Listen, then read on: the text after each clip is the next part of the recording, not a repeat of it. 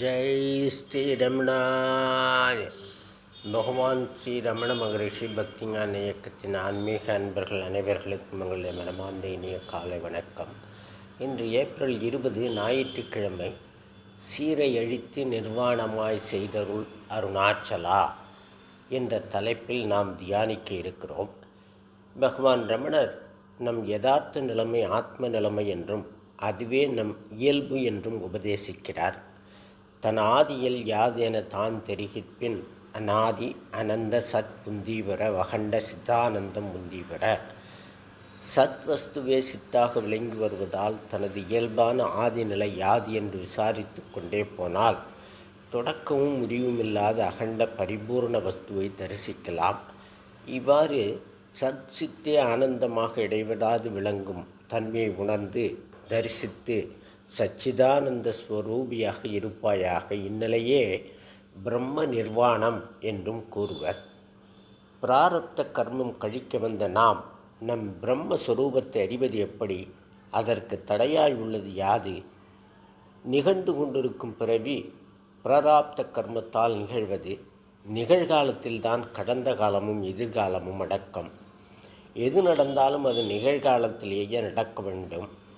அடிப்படையில் நீ சாட்சாத் அந்த ஈஸ்வர ஸ்வரூபமே என்று பகவான் நம்பிக்கை அளிக்கிறார்.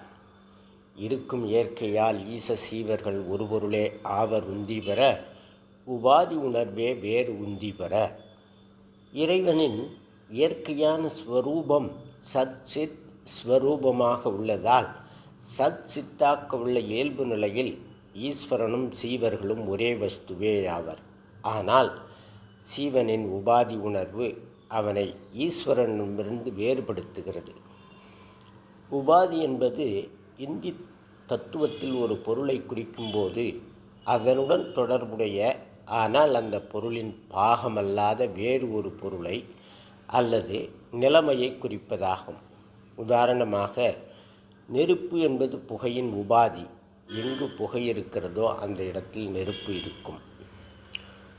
உபாதை என்பது பொதுவாக துன்பம் அல்லது அசௌகரியம் என்ற அர்த்தத்தில் பயன்படுத்தப்படுகிறது.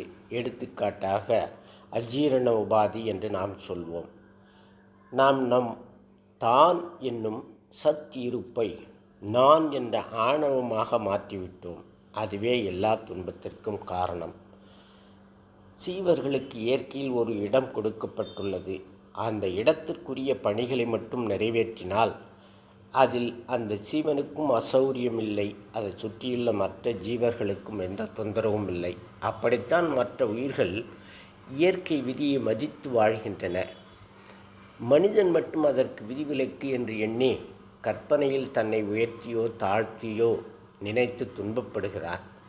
ஒரு பிராமண குடும்பத்தில் பிறக்கிறார் என்றால் அந்த பிரிவினருக்கு சமூகத்தில் உள்ள கடமைகளை நிறைவாக ஆற்றி அவர் தன்னை சமூகத்தில் உயர்ந்தவராகவோ அல்லது தாழ்ந்தவராகவோ கருதவில்லை என்றால் அடிப்படையில் சத்சித் சுரூபத்தில் அவர் ஆனந்தமடைவார்.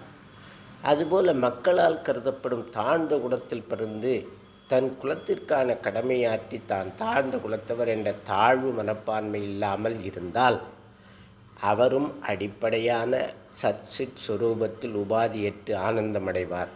ஆனால் பொதுவாக ஆணவத்தால் பிராமண குலத்தில் பிறந்தவர் தான் வேத சாஸ்திரம் பயின்றவர் உயர்ந்த குலத்தவர் என்று தன்னை உயர்த்தி சமூகத்திலிருந்து பிரித்து கொண்டால் அது உபாதி உணர்வு.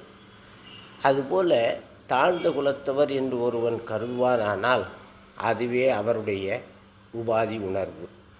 பகவான் ரமணர் சீரையழித்து நிர்வாணமா செய்தருள் என்று அருணாச்சல சிவத்திடம் வேண்டுவது உயர்வு தாழ்வு என்ற மனப்பான்மையை அழித்து நிர்வாணமாக வேண்டுகிறார். அதாவது அவர்கள் இருவருமே நிறைநிலையான இறைநிலையான சத்சித் என்ற ஆனந்த நிலை வழிபவர்கள். சத்சித் என்ற இறைநிலையே சீரிய நிலை, ஆதி நிலை. எனவே அதை அருள வேண்டும் என வேண்டுகிறார். பிற ஜீவன்களான மிருகங்கள் பறவைகள் அவ்வாறே படைக்கப்பட்டுள்ளன.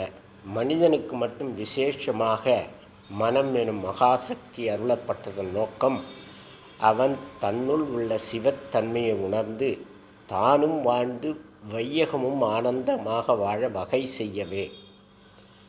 மனிதன் பிரபஞ்சத்தின் ஒரு அங்கம், ஒரு அணு மட்டுமே. தனக்கு விசேஷ அதிகாரங்கள் இருப்பதாக ஆணவப்பட்டால் தன் சுய நிலையான சச்சிதானந்த நிலையிலிருந்து நழுவி தானும் அழிந்து சமூகத்திற்கும் அழிவி சக்தியாவான். ஓம் தத் சத். நாளை வேறொரு தலைப்பில் தியானிக்கலாம் நண்பர்களே. வணக்கம், நன்றி.